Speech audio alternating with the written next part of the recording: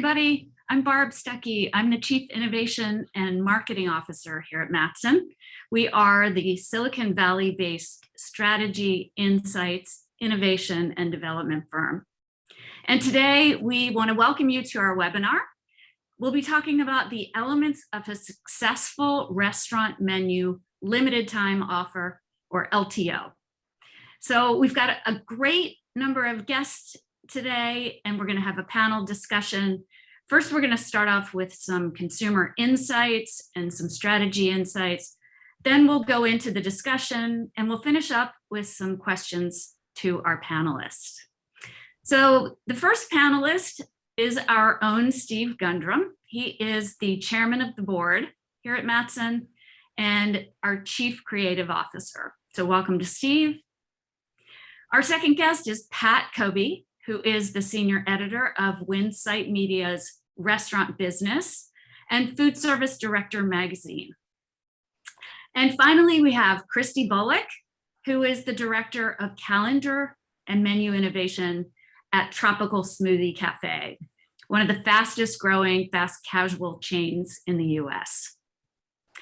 So we're going to talk together today for about 30-40 minutes, and we'll finish up hopefully at the top of the hour. So the first thing I'm going to start with is I'm going to hand it over to Pat as we take you through a couple of insights from Technomic. Pat? Thank you, Barb. So Technomic is Restaurant Business's sister company under the Winsight banner, and they track LTO activity. And it's interesting because in the last 2 years, LTOs far exceeded new menu introductions, new menu item introductions. And so LTOs have really been accelerating. Many operators pared back their menus during the pandemic and streamlined new menu items. But now there were lots of LTOs in the pipeline when the pandemic started, and these were released as business picked up. And right now, LTO launches continue to accelerate because innovation is constantly going on. Next slide, please. So Technomic identifies 4 main criteria when asking consumers to rate an LTO.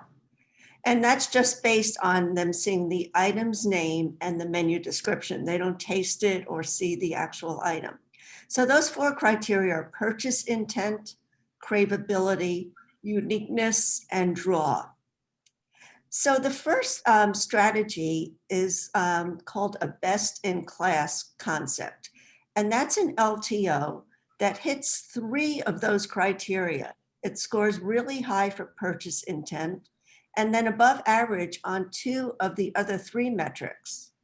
Like this item from Jack in the Box, which is a pretty, standard breakfast sandwich, but it has extra cheese on it, and cheese always makes something more craveable in consumers' eyes. So it rated really high for craveability, purchase intent, and draw.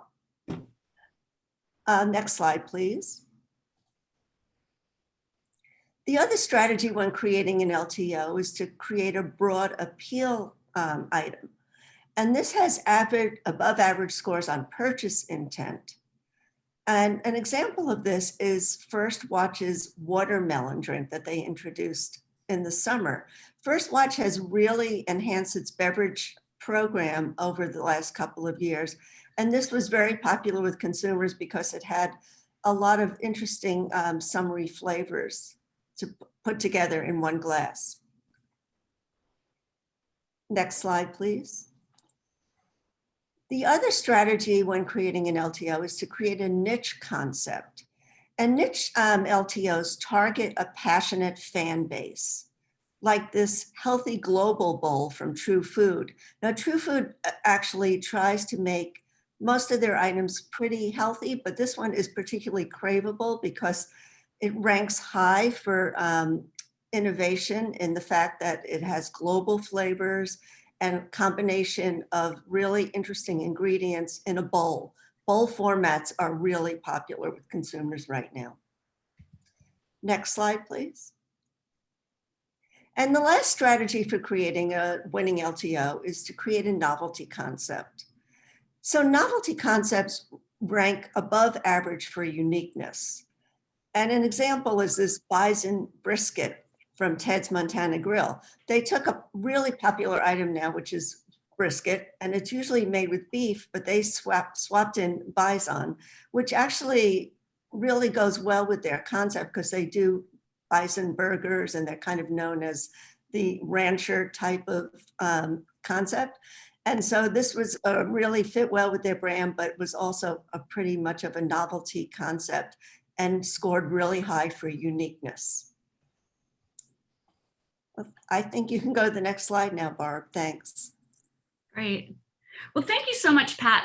It's an interesting way to understand how Technomic thinks about LTOs in general in terms of strategy, but also in terms of ratings and how they score. And those were great case study examples. So thank you for sharing those.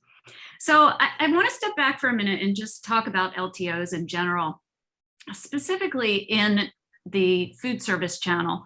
Everyone knows that operators really depend on LTOs for menu excitement, and it's this unending revenue driving force. And so we at Mattson have worked with a number of chain restaurant operators to come up with LTOs. And just recently, we've introduced a new service called Protothink LTO, which is our signature service. It brings together all of our expertise and all of our awesome practices for developing new menu items. And this revolutionary way to create new LTOs it's really a three-step process. So if you work for an operator, your team collaborates with ours, and we have a social media platform that allows us to unleash the creativity of both parties. And of course, this is all to fill your pipeline with ideas.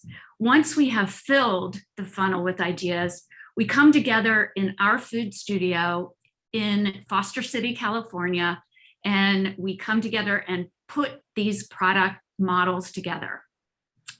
For our clients who don't want to travel or during pandemic times, we also do this remotely or virtually. So we can do it in whatever form meets our operator clients' needs. And then eventually, when we get to these very discrete ideas for which we have brought to life with food, we then tap into Protothink LTO IQ. So our LTO IQ is a signature service at Mattson. And I'm going to toss the ball to Steve shortly to have him explain exactly how LTO IQ works, but it is an industry exclusive. And the idea is to make sure that we are rating the ideas that come out of Protothink LTO based on industry criteria, just like Pat talked about, before moving to the next step. So we'll come back to this. Right now, I'm going to take you through our proprietary consumer insight study. We did this in September of 2021 and specifically focused on the QSR segment of the industry. So we went out and talked to more than 400 consumers.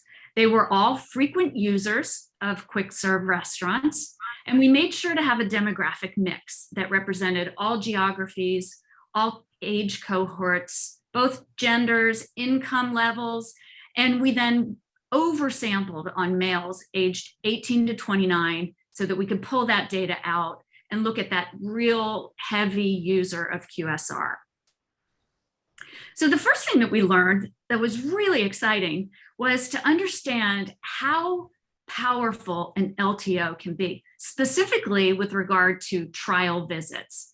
So our data shows that about a third of people say they've gone to a QSR that they've never tried before, specifically to try an LTO that they heard about. So that is a lot of power from one or two new menu items during an LTO promotional period. Now, if you look at the data by our young 18 to 29-year-old heavy users, that number is actually above 1/3%, almost 40%. People who've gone to a QSR that they've never been to in the past to try a specific LTO. little bit lower for the older consumers. The other thing we learned is that there is a lot of room for improvement when it comes to creativity. Our Protothink LTO is a creative service, and so we were curious to see how consumers thought their restaurants, their favorite fast food restaurant, in fact, was doing in terms of creativity. So we asked on a 5-point scale, how would you rate the creativity of the menu items at your restaurant of choice? And of our younger target consumers, 53% said they were only moderately creative or even less so. And then when you moved into the older consumers, 63% said that they were moderately creative or less. All of this just goes to show that there's a ton of room for improvement and really bringing your creative game to your LTO program. We wanted to understand how LTOs impact brand perceptions, and we asked people to select the top 3 attributes of an LTO, of the top 3 things that LTOs tell them about the restaurant brand where the LTO is being offered. So number 1 was that this restaurant that's offering this LTO is for people who like trying new things. The second highest scoring was that this restaurant is creative. Number 3 was the restaurant was innovative and craveable. So that those were our top 4 scoring items. We also asked people what were the most important attributes to drive purchase interest in limited time offers. And not surprisingly, number 1 was taste, with 39% of our population saying that I believe it's going to taste delicious, hence that's why I'm interested in buying it. And that was by far. So taste, we know, is always king, and our numbers show that is true. Number 2 was anticipation. So it's something that I'm really eager to try, with 19% of our sample choosing that. Number 3 was something we call the foot in the familiar. So it's something I already love, but it's offered in a new flavor or form. That foot in the familiar is also really helpful in driving purchase because consumers have something to grasp. They have something that is familiar about it, so it's not a complete risk. And then the last thing, number 4, was I get to try something I've never had before. And we know that people eat out at restaurants for excitement, so this is exactly what we're hearing from our consumers. We also were curious about FOMO, or the fear of missing out, and how much that plays into limited time menu offers. And we love this quote: if it's something that I like, I will usually get it because you have that fear of missing out and not knowing when it'll be back. It's limited time, it's now or never. I like to be part of the crowd who gets to try these new items. The limited time factor, I'll never get this chance again, and I don't want to miss out. So another thing that's driving demand for limited time offers is that FOMO piece of it. And some of the best limited time offers we know create annual cravings. So people look forward to returning LTOs that we're all familiar, like the Shamrock Shake from McDonald's, the PSL or pumpkin spice latte from Starbucks, and the famous peach milkshake from Chick-fil-A. So these are LTOs that have been so powerful that they come back every year and drive traffic to the restaurant and more. So if you're interested in learning more about our consumer insights with regard to LTOs, specifically amongst users of QSRs, feel free to reach out to Mattson, and thank you for attending this webinar. Lastly, we're going to show what ratings of these aspects that were important for limited time offers. This was a 5-point scale.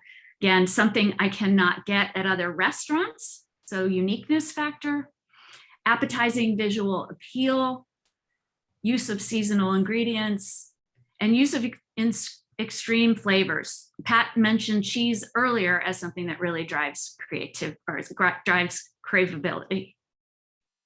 All right, on that note, we're going to go to our panelists, and I'm going to stop sharing my screen. So if panelists could turn your video and your audio on, that would be great. All right, well, welcome, Pat and Steve and Kristi. Thanks so much for joining us today. Thank you, Barb. Thank you.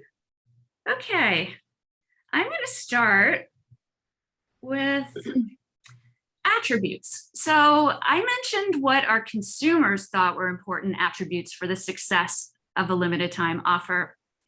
What do you guys think? What makes an absolutely irresistible LTO? Kristi, you want to go first? Yeah, absolutely. I think it's a lot of what you hit on, but if I had to boil it down, I think definitely being broadly appealing, but with that unique brand twist. So that's just going to depend on who you are and what your DNA as a brand is. Craveability, I think, is huge. You can play that up in photography, but you know, craveability also brings with it the familiar. You have to have had something in order to crave it. So what are those elements that you know have high crave appeal that are going to get people interested in it, even though it might have a little bit of a different twist somewhere else? And then you're really hitting on it if it's not something readily available anywhere else. They can only come to you to get it. Maybe it's something they've always wanted to try, been out of reach for them, but now you're making it available and easy for them to come and participate in. So I would say for me, it's those top three things. Do you have any particular LTOs that you guys have run at Tropical Smoothie Café that you're really jazzed about or thought were really successful? Yeah, absolutely. We've hit on this idea with smoothies of mocktails, which are very popular right now. And it's really very familiar flavor profiles. One of our #1 seller for many years has been a watermelon mojito, and it's a very simple recipe with watermelon and mint and lime juice. And that's something that guests look forward to coming back year after year. And every year it gains in popularity. So I think, you know, you've got a winner there if you're seeing growth year over year versus that item waning. Great, thank you. Steve, what about you? Like, if you could pick your top 3 attributes for what makes an absolutely, I cannot not have this LTO? Oh yeah, to me it's pretty clear. The top 3 would be escapism. Let me start with the 3 and then I'll kind of explain each. Escapism, something that's visually exciting, and of course has high hedonic expectations. That absolute table stakes. But escapism has really taken center stage, and not only just during the pandemic era. You know, people deal with life stress constantly, and you know, we're always looking for little ways to just escape everyday life.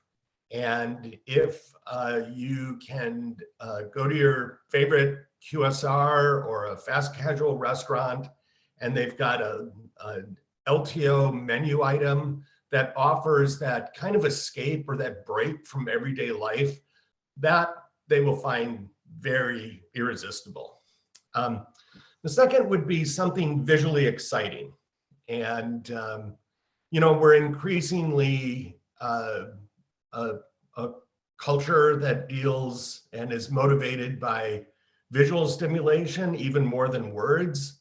You just think of, you know, Facebook, Instagram, TikTok, text messages, you know, it's all about sharing something visually.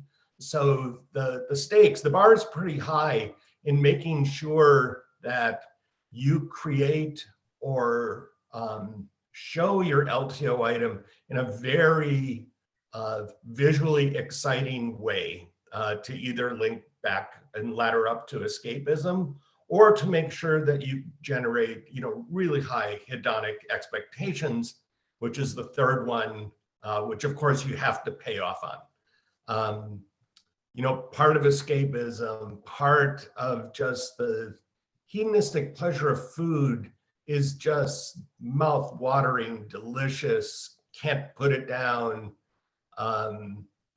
food. And that's where an LTO kind of crosses the line from nourishment to, something that it is really exciting, unique when it comes to hedonics and just the pleasure of the food.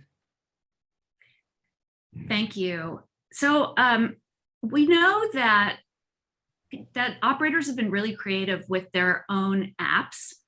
So people have been ordering food for pickup or through the drive-through. They're experiencing the restaurant through the app. And I want to talk just for a minute about LTOs that are available solely through that restaurant operator's app. So Steve, I don't know if you want to start. Do you think that app exclusive LTOs, are they something that should they be thought of differently? Should you be designing the concept and the product differently if it's only going to be featured in the app? Oh, yeah. So I think this is one of the most exciting areas of LTOs over the last couple of years. As consumers, continually become more comfortable with and embracing technology, the opportunity to leverage that in a way to create an LTO is very exciting. I think using an app to create some type of exclusivity, especially amongst heavy users, people who use the app, and maybe even exclusive groups within that, gives you a long tail opportunity to create even a stronger bond between your brand and the LTOs and the food and the food that you serve. So it's this opportunity to really push out into something that's extremely unique, very exclusive, offered only to the app users, because those are your existing brand users. And it's a great way to understand, what motivates and excites them. And it's this opportunity to make your brand more of an exclusive club and allow you to explore opportunities that were, further out in the long tail of innovation. All right, so I'm going to open this up to all three of you.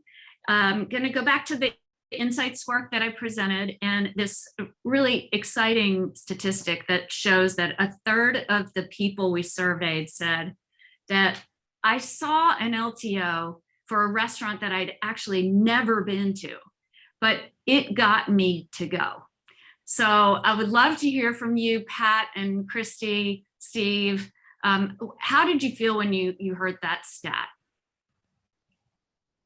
I think it's very valid. I think Taco Bell is a really good example, because every year they people wait in anticipation for them to release something like nacho fries or one of their weird mashup tacos or burritos, and so they definitely attract people to the brand who might not have ever tried it before, because they didn't even do fries previous to doing nacho fries.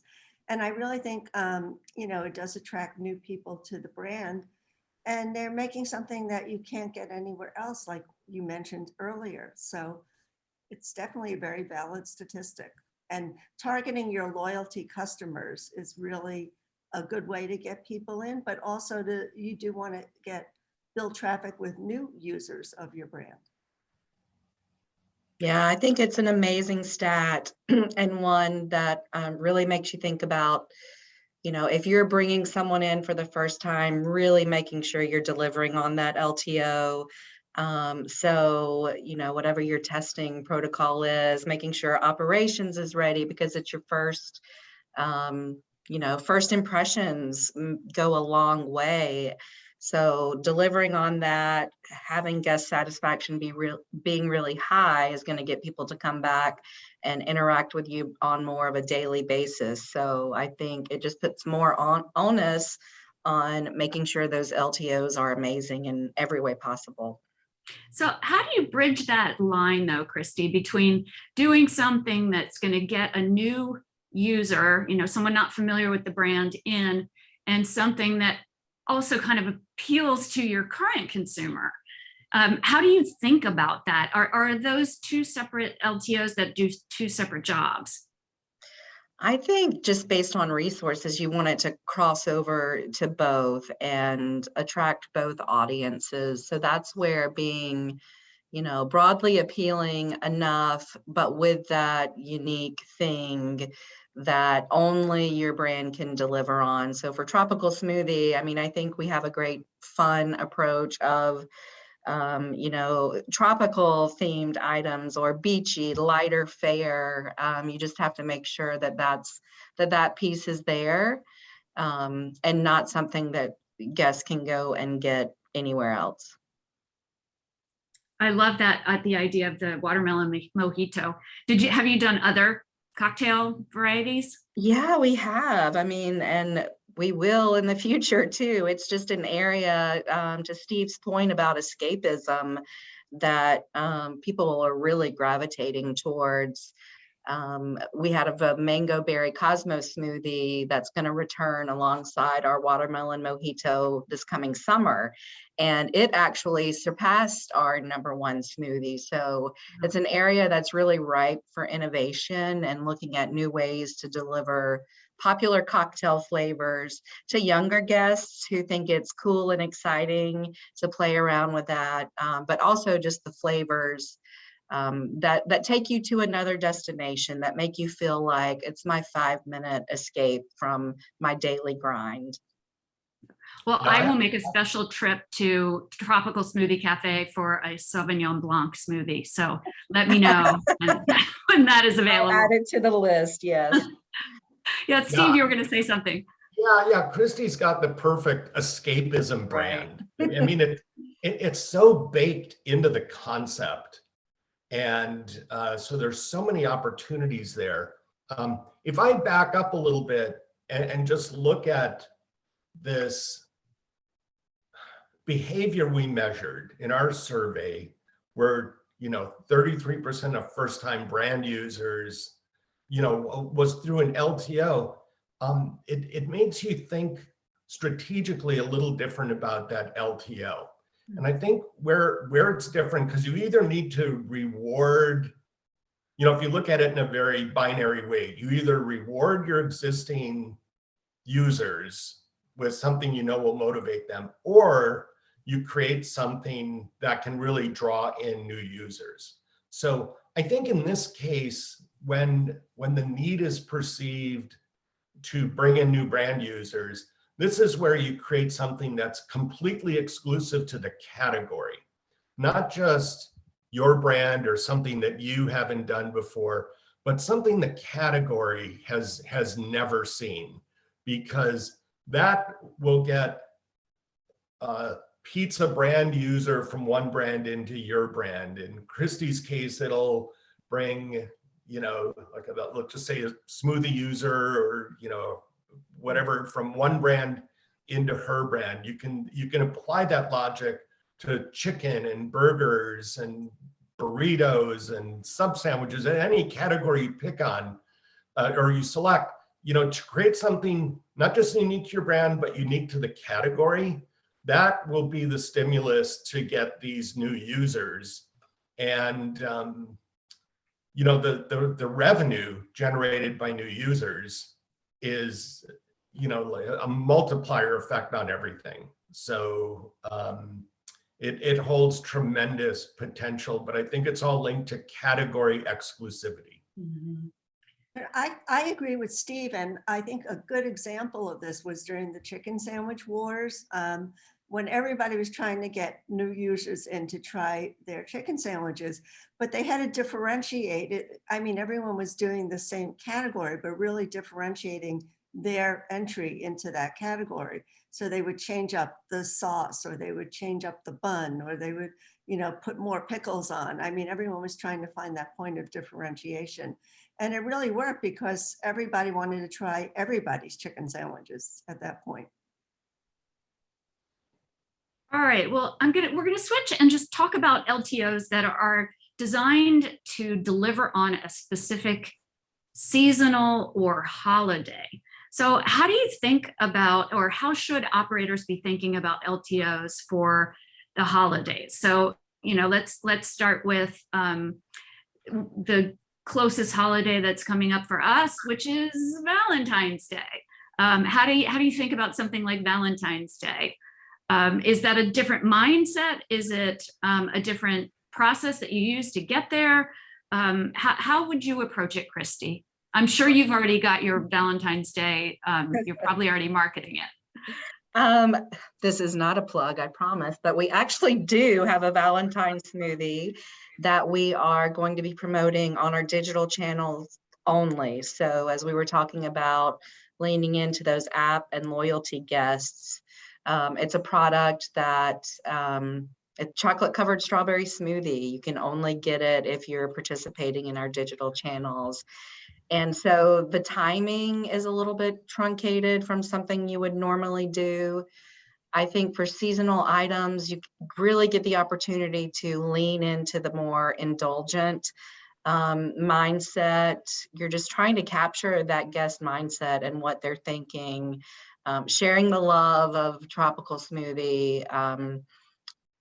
So I think it's really important. It can be tricky from a timing standpoint because it's not something that can go for a whole month or 3 months. So when you get into seasonality, just making sure the promotion is not running past that. And so it totally drops off of guests' radar. That for me has been the most challenging thing, but you can normally lean in a little bit more younger from an age skew, a little bit more indulgent, have a lot more fun with it. So they're fun to think about. And if you hit on the right operational guardrails. So for us, something in such a small window, we're not going to bring in a ton of complexity. It's not going to be hard to make. The operations team really needs to be able to pick it up quickly. So that's sort of what we're thinking about. I have to ask, are you dropping literal chocolate covered strawberries into the blender? Not chocolate covered, but strawberries, white chocolate, dark chocolate, a little bit of non-fat yogurt. So just delivering on the flavor of a chocolate covered strawberry. Got it. Anyone else? Pat, what do you think about holidays? I mean, it's hard, isn't it? During the holidays, like end of year holidays, everybody is out there promoting limited time offers. So how do you stand out? How do you make noise differently? Well, I think, visual appeal, which we mentioned already, is a big part of it because seasonal and holiday items are really promoted a lot on social media, and it's really important to have it really be enticing. But I think one thing we haven't touched on is value. I think you have to offer it at a good value, and that doesn't always mean a low price. It just means that people have to feel that they're getting a lot for their money so that they'll go into your concept or your store and purchase this. And I think it's also that fear of missing out, appealing to that segment, because you really, this will be an exclusive, really limited time offer that you don't want to miss out on because the holiday is only, a week long, for example.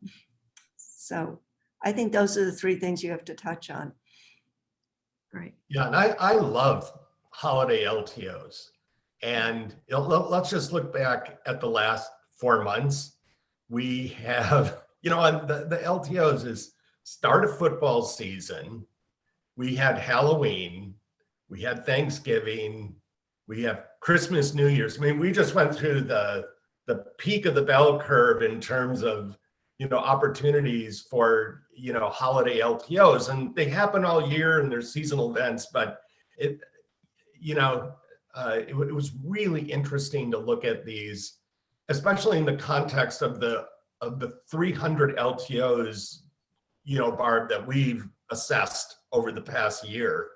And I get it down to 4 things, and I think there's one really interesting enabler. So holiday and seasonal LTOs are about fantasy in some way, and I think fantasy is a little different than escapism, because if you think about, Christmas and Halloween and stuff like that, it's more, you're already in a fantasy kind of mindset for consumers, so you kind of have to stay in that bubble.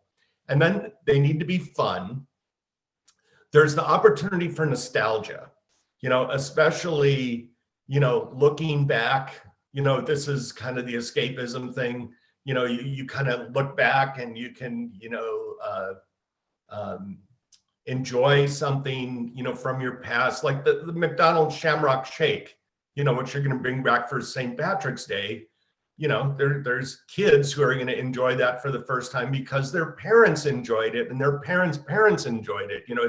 It's such a, it's an iconic seasonal beverage. I'm sure Kristi has her sights on that one really, really close.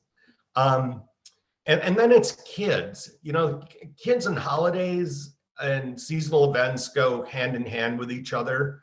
So, if you can leverage that fantasy, fun, nostalgia, make kids happy. Look at what some of the IHOP, winter holiday pancakes are just absolutely incredible. They, they're styled, to have little winter scenes on them with powdered sugar and blue icing and all kinds of, wonderful little fantasies for kids. But one caught my eye just a few days ago, and it was done with packaging and only with packaging. So Little Caesars, just as an LTO for Valentine's Day, looping back to that, Barb, they have breadstick bouquets. So they took their existing breadsticks and they created a paperboard, really fun looking package to take all these breadsticks, like it's a half dozen roses, and put them into this package. So it's this breadstick bouquet. Now, of course, it's all tongue in cheek, but it's super fun. And, I know if kids saw that or whatever, it'd be something that would be just, tremendous fun for families. So sometimes I think for the holidays, it doesn't even have to necessarily be the food. I mean, look at Starbucks, what they do around holiday cups. It's all packaging. They'll have a menu item, but they also do a really good job, creating buzz just around their holiday, cups. So I think for holidays, another thing to look at is just packaging opportunities. Yeah, Kristi, you want to? Yeah, no, I think you make a really great point about appealing to kids and families during holiday time periods. We're always looking for ways to treat our kids at special occasions. And if you can get them asking parents, hey, I want to go and try this, or I have to taste that. I think parents are really more likely during those special time periods to make a special trip to give their kids a treat. I think that's great. Okay, then I'm going to ask the question, when you do an LTO, and we'll start with you, Kristi, is the ultimate objective that it's so successful that you turn it into a full-time menu item, a permanent menu item, or is it not the objective? Or you want to use it as that excitement generator? Could you comment on that? Yes, absolutely. I don't ever think of it as the goal to turn it into a core menu item. You could perhaps use it as a way to test a new core menu idea, but ultimately you reserve that to build up demand. If it's something that you repeat, you build up the anticipation, and then you're able to release the floodgates. But I think we're all faced with the question, if you have a successful LTO, from internal team members, operators, even guests, can we put this on the core menu? And it's a hard question and discussion. In my past, that's where you take a good LTO and you let it die, is when you put it on the core menu, because you're not able, it might not be what you're squarely known for. You may have used it as a way to bring in someone new. And so when you're not talking about it, the awareness levels just drop so low that people forget it's even there, because it's not always been part of who you are. So for me, an excellent LTO is something you would never put on the core menu item unless it's really attracting an incremental type of guest, or you're getting an incremental occasion and you are able to put pressure behind it. And so you're keeping the awareness levels really high. But it's a question we all get asked over and over again. I love you mentioned the incremental occasion, and Steve, I know you have some heart around this, what Steve calls creating a new day part, or an incremental day part. Do you want to comment on that, Steve? Oh yeah. Take any brand that has no breakfast day part and create an LTO that encroaches on breakfast. Let's call it brunch, because most places that aren't open for breakfast, they're still going to start serving at 10:30, 11 o'clock. You can sneak in something. The Habit did this very well with their brunch burger, where they're not open for breakfast. They don't have a breakfast program, but suddenly they have this brunch burger, and they started serving it and promoting it, for 10:30 or 11 o'clock in the morning when they open their doors. They're going to get late breakfast users, or brunch at the restaurants. And I thought it was a really smart thing to do. I think it's the same thing, and this I think we see more often, is substantial snacks, treats that especially are for late hours, as an opportunity to create an LTO to bring users to the brand, well outside of your usual like lunch or dinner rush, and help create either some kind of snack or treat opportunity that's outside of regular hours. And you're right, Barb, that's something I find very exciting and really interesting to observe and see what people are doing. So you can't not talk about supply chain these days, right? It's now February 2022, and we've been experiencing this for a while. Not to mention labor issues based on the pandemic. So supply chain issues can certainly be a challenge. And I want to kind of flip that and see if there's, is there an opportunity to leverage supply issues and use LTOs as either a solution, or I don't know, does anyone have any thoughts about how to navigate that when it comes to doing limited time offers, which are difficult to begin with, right? Getting the supply chain right. I think a lot of the operators I've spoken to lately are working with several vendors instead of relying on one vendor. So if they're introducing like a new burger that has a special condiment, they won't use just one supplier to make that proprietary condiment. They'll contract with a few so that they won't run out of that particular item. And I think that's one of the strategies that you have to use right now because of all the supply chain snags. Yeah, that's a great strategy. I think the other way We've all attracted a lot of new guests because of the pandemic and just getting more digital transactions. We've seen a lot of new guests come in through that channel. So something we're thinking about is, instead of relying on LTOs because of the new guests and just our growth in general, is promoting some fan favorite core menu items, just to introduce our core menu to people who really haven't had a lot of time to spend with us, and go about it that way. So that's another thing that you could think about. Yeah, and I want to build on both what Pat and Kristi just said. Again, looking back over the past year in the 300 some, whatever it was, number of LTOs we looked at, it was interesting to see how many of them were created with a single ingredient. And very recently, I haven't had it yet, but it's high on my to-do list, is to try the Pizza Hut Spicy Lovers Pizza.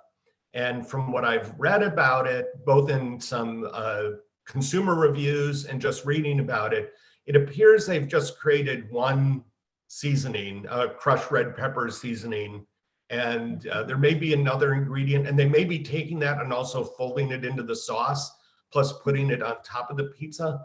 But I think they found a really clever way to make their product even more craveable, especially to spicy lovers.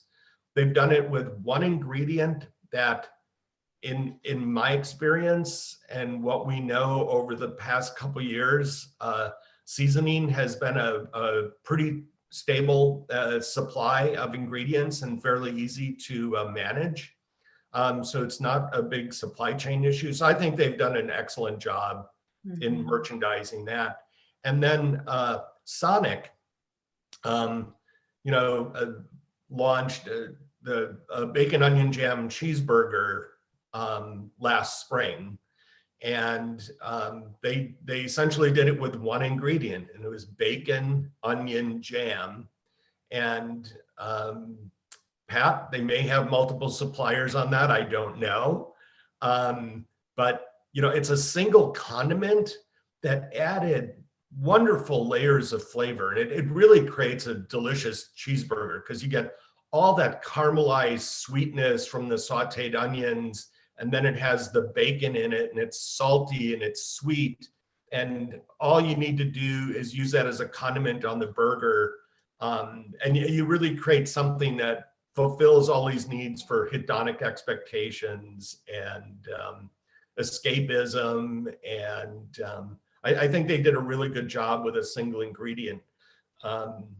And I think anytime you can use a single ingredient, like Little Caesars creating these breadstick bouquets for Valentine's Day, we should think about packaging as an ingredient. And it was just taking an existing product and creating something really interesting and unique about it. So I think a single ingredient mindset is at least one strategy that should always be pursued when thinking about building out an LTO strategy over the next year and a half. I think also in promoting it, if you say while supplies last, then you don't back yourself into a corner if you run out of something, or if your vendor runs out of something. Absolutely. Yep. Very good point. Kristi, I'm going to come back to you, because as an operator of like 1,000 cafes now, I mean, how many? Over 1,000, yes. Over 1,000. Okay, so you're a big system, and you've got a lot of independent operators out there. How do you make sure that what you're doing at the front end of innovation, when you're ideating, when you're creating, when you're doing the culinary development, how do you make sure to partner with them to make sure that the whole thing is smooth and the rollout works? Talk about that with regard to development of limited time offers. Yeah, absolutely. We have amazing operational partners internally. year. And my goal is to never have anything be a surprise to any of my cross-functional team members. So from the very beginning of a project, when the strategy is set, they're brought in to helping define the project brief. So now's your chance to weigh in on any guardrails that need to be in place. And then we start working the project and coming back with touch points and updates along the way. So all the research results are shared with my operations team. And one thing that I think has been really valuable for us is having their participation when we get to taste tests. So they're helping make the food and serve it to respondents. That's given us a really early look at what we can do differently, even before it hits the ground. So they're thinking about it along the way. And I think that's how you get your best thinking, when you're not, coming to someone and asking for their input. All right, now give me your input. People need time to think and think it through and think about how it works with other things. So I think just being part of the journey every step of the way is how you get there. Got it. So Pat, I'm gonna switch to you to talk about higher end restaurants. So our research was done with QSRs. Kristi represents fast casual. Talk to us a little bit about how higher end restaurant operators can leverage this idea of a limited time offer. Well, I think, Valentine's Day coming up is a good example, because a lot of the higher end restaurants are doing special Valentine's meals to go or to dine in. And they might be like a 3-course meal featuring a higher end item like prime rib or lobster tails. And then they have a few sides to go with them and a dessert or a cocktail. So they're leveraging that holiday and also offering something special that consumers really can't get anywhere else. And then even with independent restaurants, they could menu like a price fixed meal and have people come in just for that. If it's, for a limited time, it could be like for restaurant week, which is really popular right now in the winter. So they could do a special like 3-course meal for a special price and, offer it just during a limited time of a week or two. And that way you can also, get rid of some of the items that you might have in stock that you want to use up and bring in new items as well. So I think it's a good strategy for higher end restaurants in that respect. The daily special. Yeah. Yeah. The special. Mhm. All right. So I want to talk about success, LTO or special success. How do you gauge success? What is a success from an operator's perspective? So obviously you've got things that you can measure, like increase in revenue, and you can count traffic, so increase in number of consumers that you're serving. But what do you think are the most important things to be measuring, engaging? And then there's other things that may be unmeasurable. Pat, you want to start with that one? Sure. Well, I think Kristi touched on this a little bit, but it really has to work with your operation on your line. If you're a franchise chain, especially, if franchises start complaining that, it really clogged up the line and it was too expensive to menu or something like that, you really have to get buy-in from your franchisees and from the people working on your team every day in the stores. So I think that is one of the gauges of success. And also, if you have to bring in any new equipment or another, bunch of people, staff members, because just to get this LTO off the ground. So I think, with the labor problem now and the supply chain problem, even affecting equipment and packaging and the other things we talked about, I think it's really important that that's how you gauge success. And we didn't really touch on this too much, but I think you always have to think about an LTO being delivery and takeout friendly now, because that side of the business has increased so much, and it has to be able to travel well. And if it ends up, getting to someone's home and looks like a mess, I don't think that LTO is a successful one. Yes. You touched on something very important there, for sure, keeping your eye on that delivery mode, because things can taste very different or eat very differently, hot and fresh right when you get it versus when it's delivered to your house. So that's a great point. And on the flip side of that, if you get something through the drive-through and it's simply impossible to eat in the car, either from a mess perspective or just, people eating, while they're driving, there are a lot of considerations, and you solve for all of those, and you end up with a success. Yeah, and Barb, to your point, the sales and the transactions are very important, but if your guest isn't satisfied at the end of the day, you're doing more damage than good in a lot of instances. So keeping your eye on that data, and either, learning that this isn't something that we can overcome from an operations standpoint, this is the best we could do it, or we think we can put these things in place to overcome the messiness or overcome the heat retention or whatever it is that guests are telling you that need to be done better, really listening to that and using that as a metric for success. Great, thank you. Okay, so we have just a couple more minutes here, and I'm going to pose a question to all of you, which is, what is your all-time favorite LTO that you've had at a restaurant? So you've personally eaten it and crave it, maybe annually, or one that you've seen and you've just had an incredible level of respect for, and just think that operator knocked it out of the park. Anybody want to go first? Well, I'll start because Barb's already smiling. She already knows what my favorite LTO of 2021 was, and that was the Red Lobster Codzilla fish sandwich. It leveraged everything that was fun about the brand.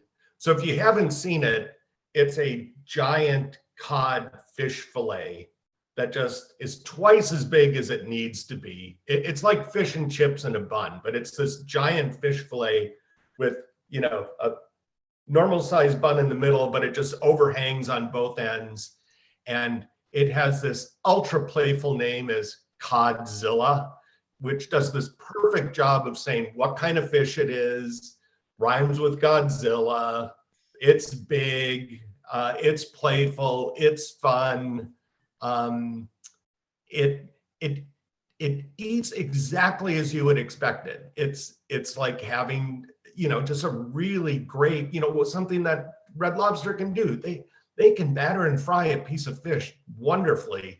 And this thing is just absolutely delicious. But when it's served to you, it's this beautiful thing that looks exactly like the promotional materials as well. So, when you can create a menu item that it exactly matches how it was photographed, especially with food, beverages, Kristi, we know that's a, little, you got to match the color, and all that. But for me, it was escapism, it was fantasy, it was hedonic expectations. It's a sit-down product. They don't have drive-throughs. I wouldn't consider it very takeout friendly. But in terms of attracting a non-user or a very infrequent user to Red Lobster, people who love fish and chips and fish sandwiches, I think this was a master class in creating a really fun, playful, and exciting LTO all the way around, from branding to product design and execution is really great. I missed that one. It sounds amazing. I think for me personally and recently, one that got me hooked and I was going and getting it as much as I could is the smoked brisket from Chipotle. Oh, that was great. Yeah, the product was amazing. What I loved about it, I go to Chipotle once a week, so I'm already probably not a heavy user in their minds, but pretty frequently. And what the beauty of it for me from a business standpoint is if you can get because they're not getting an incremental visit from me, they're getting incremental revenue because it was about a $2 upcharge from chicken. And it really it transformed the taste of my bowl. And I loved that. So it really was a different taste profile. The product was always good. I also loved how they previewed it with their app users. You got to try it a week before everybody else did, which I thought was a very smart approach. But yeah, just the incremental revenue stream that I know that they got from that was a smart move, and the product delivered on it. Yeah, I'm not a frequent Chipotle user, but that drew me into the restaurant because I really love smoked brisket and it really was outstanding. So they did a good job of that. But for me, so I mentioned chicken sandwiches because I wrote a lot about chicken sandwiches last year when everyone was coming out with a crispy chicken sandwich. Sure. But Sweet Green actually, that isn't in sync with their brand because they don't do sandwiches, but they did a crispy chicken bowl where they kind of deconstructed the sandwich into a bowl, and it was tossed with crispy rice. So you got the mouthfeel of crispy chicken sandwich, but it was in a more healthy bowl, which is really in keeping with their brand. So for me, that was a really outstanding item, and it had a really good dressing and other vegetables with it. And it actually came back this year, just this month. So it must have been a successful one for them. So last question, and this one's for you, Pat, because we started with this. You said that bowls were just a really popular form factor these days. And now we're closing with the Chipotle smoked brisket bowl and the Sweet Greens bowl. What the heck is it about bowls? What do people like about them? Well, they're very portable, and that's something that's really important now. They're takeout and delivery friendly. Plus, I think people the experience of eating from a bowl is just really more rewarding for a lot of people, especially with all the low carb diets out there now, and you can deconstruct your favorite flavors into a bowl. It has a lot of wide appeal. Great. Thank you so much. So we are out of time here. I just want to thank our three awesome guests. Thank you, Pat Cobe from Restaurant Business. Thank you, Kristi from Tropical Smoothie Café, and Steve Gundrum, our chairman and chief creative officer. I also want to thank the Mattson folks who were helped enable this webinar. Danica Samana, who is behind the scenes here, helping us with the tech. And then I also want to thank Janine Magyar, our Director of Consumer Insights, who helped in fielding the consumer insights results that I presented at the start of today. So thanks everyone. Again, if you want to learn more about Mattson or Protothink LTO, please reach out to us. You can find us at mattsonco.com. Have a great day. Thank you, Kristi and Pat and Barb. Thank you. Thank you, everyone. Bye, everybody. Bye. Bye-bye.